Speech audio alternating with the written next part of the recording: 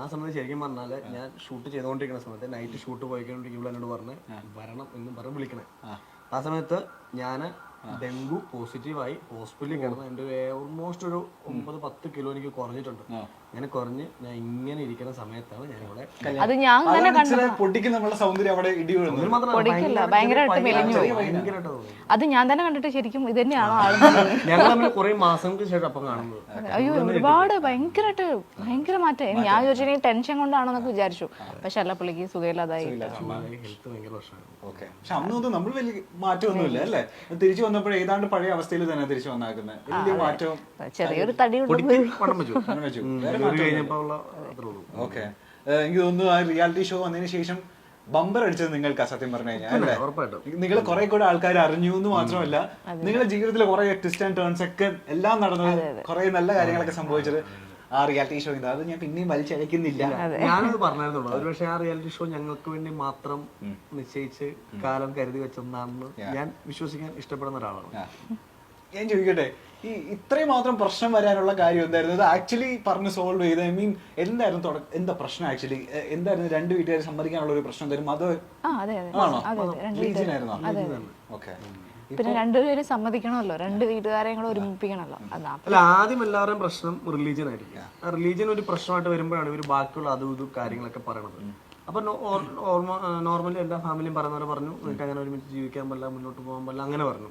അപ്പൊ പിന്നെ നമ്മുടെ ദൗത്യം എന്ന് പറഞ്ഞാൽ എന്താണ്? ജീവിച്ച് കാണിക്കണം എന്നുള്ളത്. അത് നമ്മുടെ നല്ല കല്യാണം കഴിക്കുന്ന എല്ലാവരുടെയും അതാണ്, നല്ല ജീവിക്കുക എന്നുള്ളതാണ്. ഞങ്ങളിപ്പോ വലിയ കുഴപ്പമില്ല. ഇപ്പൊ 3 വർഷമായി കല്യാണം കഴിഞ്ഞിട്ട് ഇപ്പൊ വലിയ കുഴപ്പമില്ലാതെ അവർക്ക് തോന്നി മതമല്ല മെയിൻ, ജീവിതമാണ്, അത് ജീവിക്കുന്നുണ്ട് അത് തോന്നി. ഇപ്പം രണ്ട് വീട്ടുകാർ, എന്റെ വീട്ടുകാർ ആദ്യമേ അക്സെപ്റ്റ് ചെയ്തു, അതിനുശേഷം ഉള്ള വീട്ടുകാർ അക്സെപ്റ്റ് ചെയ്തു. അപ്പൊ അത്രേ ഉള്ളൂ സംഭവം. അത്രേ ഉള്ളൂ കാര്യം. ഇനി നിങ്ങളുടെ ലൈഫിൽ ഈ പറഞ്ഞ പോലെ ആ സ്റ്റേജിനും നിങ്ങളുടെ ലൈഫിലും ഭയങ്കര ട്വിസ്റ്റ് വരുത്തിയ ഒരാളുണ്ട്. ആ പുള്ളിക്കാരന്റെ പേര് പറയാതെ പോകുന്നത് ഭയങ്കര എന്താ പറയുക, ഒരു ഇൻകംപ്ലീറ്റ് ആയിരിക്കും. ഞാനും ആളാണ്. ഹരിയേടന്റെ കാര്യം പറയാതെ പോകുന്നത് ഈ പറഞ്ഞ പോലെ ഒരു ഇൻകംപ്ലീറ്റ് ആയി പോകും. എനിക്ക് തോന്നുന്നു നിങ്ങള് കട്ടക്ക് ശ്രമിച്ചിട്ടും പുള്ളിക്കാരൻ എന്ത് പറഞ്ഞിട്ടാ നമ്മളുടെ അച്ഛനെ ഫ്ലാറ്റ് ആക്കി? എന്ത് പറഞ്ഞു എനിക്ക് പറ്റില്ല. അത് ഞാൻ വീട്ടിൽ കയറിയില്ല. ഹരിച്ചേട്ടനും ഷോ ഡയറക്ടർ വിനീഷേട്ടനോട് പോയായിരുന്നു. വിനീഷേട്ടൻ അസോസിയേറ്റ് ഡയറക്ടർ. അപ്പോൾ അവർ രണ്ടോടെ വീട്ടിൽ കയറിയിട്ടാണ് സംസാരിച്ചത്. എന്ത് സംസാരിച്ചു, എങ്ങനെ സംസാരിച്ചു എന്നറിയില്ല. ഞാൻ ചെല്ലുമ്പോൾ ഭയങ്കര ഹാപ്പി ആയിട്ട് ഇവരുടെ വീട്ടുകാർ നമ്മളെ സ്വീകരിച്ചു ഇരിക്കുന്നു. പിന്നെ അങ്ങോട്ട് ഞാൻ സോറിയൊക്കെ പറഞ്ഞു. പിന്നെ ഞങ്ങൾ ഭയങ്കര ഹാപ്പി ആയിട്ടാണ് സംസാരിച്ചത്. ഇതുവരെ ഞാൻ ഹരിച്ചനോട് ചോദിച്ചില്ല. പക്ഷെ പുള്ളി നമ്മുടെ കൂടെയുള്ള ഒരു ഇന്റർവ്യൂവിൽ പറഞ്ഞത്, കോമൺ ആയിട്ട് പറഞ്ഞത്, അച്ഛൻ കുറെ കാര്യങ്ങൾ പറഞ്ഞു, പുള്ളിയും അതുപോലെ കുറെ കാര്യങ്ങൾ അങ്ങോട്ട് സംസാരിച്ചു. പിന്നെ പുള്ളി കൺവിൻസ് ചെയ്യിച്ചു എന്നാണ് പറഞ്ഞത്. അത് വലിയൊരു ടാസ്ക് ആണ്. അത് ഒരിക്കലും ഒരാൾക്ക് ഹരിച്ചനൊരു മെസ്സേജ് ആയിരുന്നു ന്യൂ ഇയറിന്. ഞാൻ അയച്ച മെസ്സേജ് ഞാനത് അപ്പൊ തോന്നി ഞാൻ അയച്ചതാണ്. അത് ഞാൻ എന്താ അയച്ചതെന്ന് ചോദിച്ചു കഴിഞ്ഞാൽ, ഞാനത് എൻ്റെ മനസ്സിൽ തോന്നിയിട്ട് ഞാൻ അങ്ങനെ അയച്ചതാണ്. ഞാൻ കാണിച്ചു തരാം. ഞാൻ അയച്ചത്, ഹരിയണ, ഈ കഴിഞ്ഞുപോയ വർഷം നിങ്ങളെ എൻ്റെ ചേട്ടൻ്റെ സ്ഥാനത്തും സബിത ചേച്ചിയെ ഏട്ടത്തിയുടെ സ്ഥാനത്തും കിട്ടി എന്നുള്ളതാണ് എൻ്റെ സന്തോഷങ്ങളിൽ ഒന്ന്.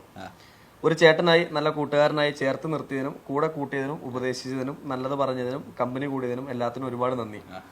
ഞാൻ പറഞ്ഞു, നമ്മൾ തമ്മിൽ എത്ര വയസ്സിന് വ്യത്യാസമുണ്ട്, എന്നിട്ടും അതൊന്നും നോക്കാതെ, നിങ്ങളുടെ പൊസിഷൻ നോക്കാതെ, പുള്ളി അങ്ങനെ നിൽക്കുന്ന ഒരു ആളും പ്രൊഫഷൻ നിൽക്കുന്ന ആളുകൊണ്ടാണ് നോക്കാതെ എന്തോ ഒരു അലമ്പ് നമ്മൾ ആ സ്റ്റേജിൽ കാണിച്ചു. ഞങ്ങൾ ഭയങ്കര അലമ്പാണ് സ്റ്റേജിൽ.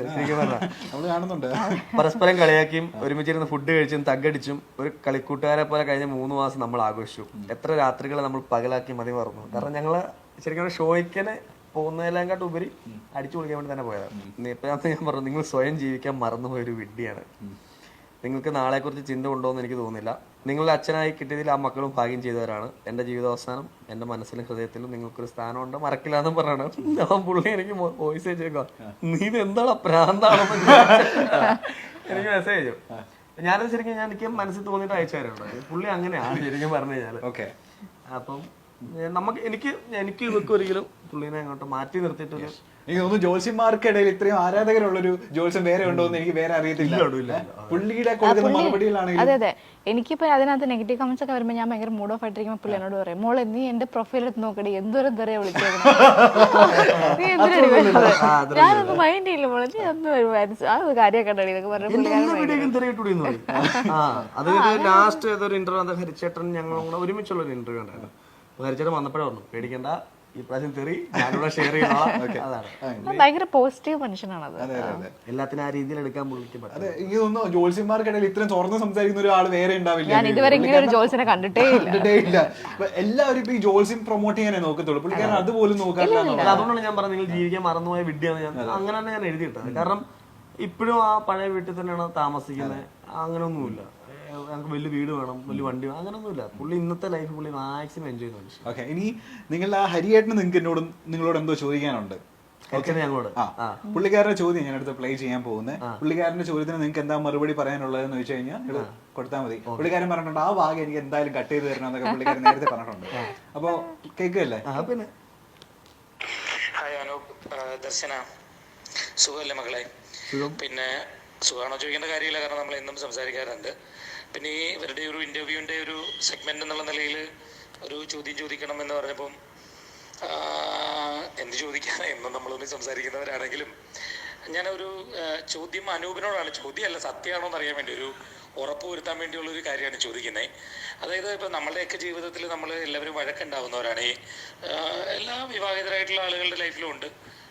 സ്വാഭാവികമല്ലേ, രണ്ട് വീടുകളിൽ നിന്ന് വരുന്ന ആളുകളാകുമ്പോൾ പ്രശ്നങ്ങളൊക്കെ ഉണ്ടാവും. എൻ്റെ ലൈഫിലും എല്ലാവരുടെ ലൈഫിലും അതുപോലെ നിങ്ങളുടെ ലൈഫിലും ഉണ്ടാവും.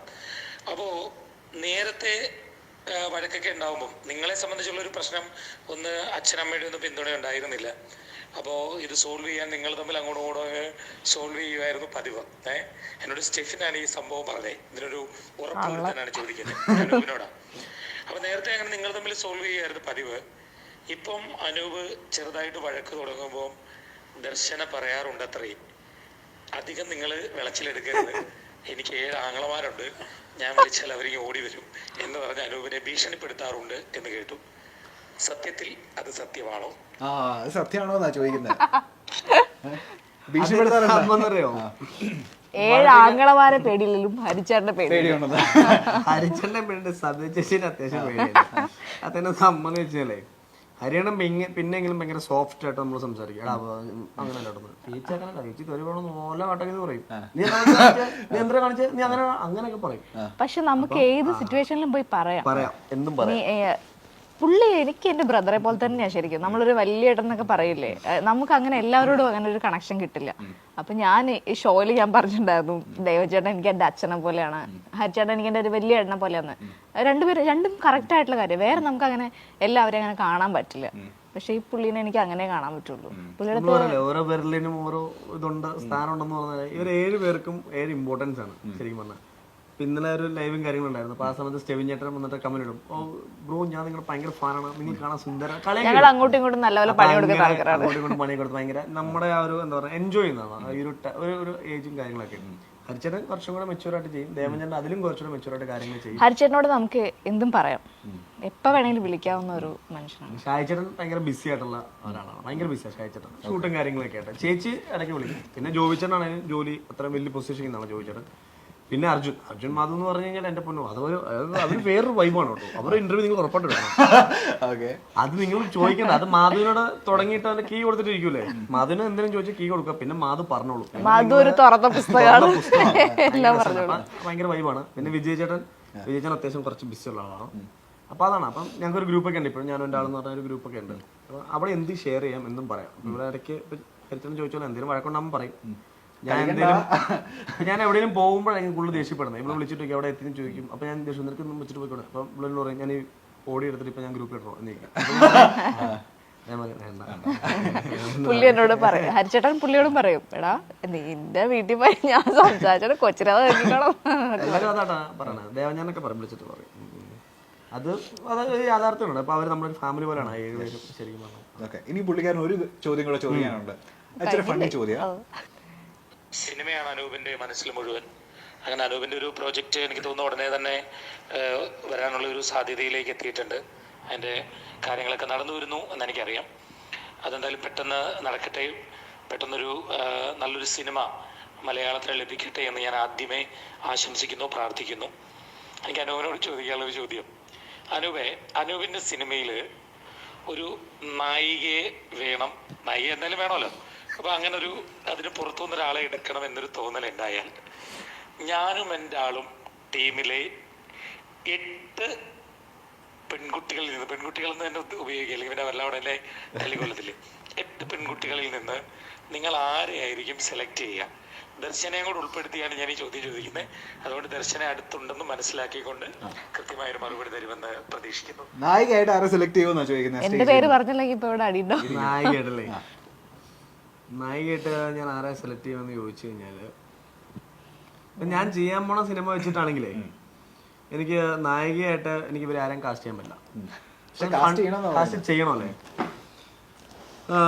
അതിനകത്ത് നായിക ഇമ്പോർട്ടൻസ് എനിക്ക് തോന്നുന്ന നായിക ശരി, ഞാനൊരു അതിനകത്തുനിന്ന് ഒരാളെ നായികയായിട്ട് സെലക്ട് ചെയ്യണമെങ്കിൽ ഞാൻ ഒരു കാര്യം ചെയ്യാം, ഞാൻ മാധുവിനെ സെലക്ട് ചെയ്യും.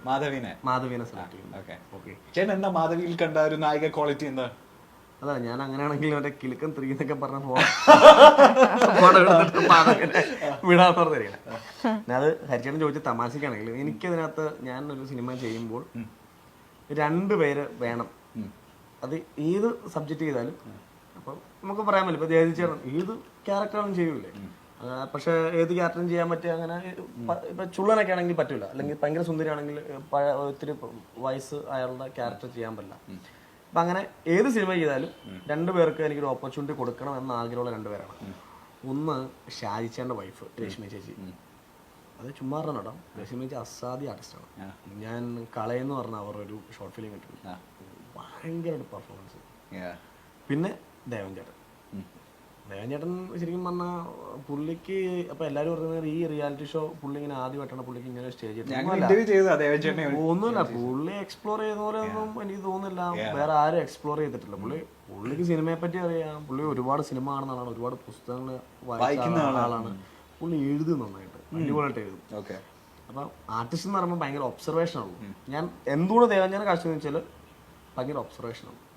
നമ്മൾ 100 പേര് നിന്നിട്ട് കൂട്ടമായിട്ട് എന്നിട്ട് എന്തെങ്കിലും ഒരു കാര്യം പറഞ്ഞാലും ദേവൻ ചേട്ടൻ എല്ലാവരുടെയും കാര്യങ്ങൾ ഇങ്ങനെ മൈന്യൂട്ടായിട്ട് ശ്രദ്ധിച്ചിട്ട് പുള്ളി പിന്നെ നമ്മളെടുത്ത് പറയും ആ കാണിച്ചത് ശരിയായില്ല, അല്ലെങ്കിൽ അത് കൊള്ളാമായിരുന്നു എന്ന് പറയും. അപ്രീഷിയേറ്റ് ചെയ്യുന്നതിനൊപ്പം തന്നെ വിമർശിക്കും. അങ്ങനെയുള്ള ഒരാൾ ഭയങ്കര ക്വാളിറ്റിയാണ്. രശ്മി ചേച്ചിയും ദേവൻ ചേട്ടനെയാണ് ഞാൻ ഇടയ്ക്ക് ചായച്ചനോട് ഇങ്ങനെ ഇൻഡയറക്റ്റ് ആയിട്ട് ഇങ്ങനെ വന്നു, നിങ്ങളെക്കാട്ടും നല്ല ആർട്ടിസ്റ്റ് രശ്മി ചേച്ചിയാണ്.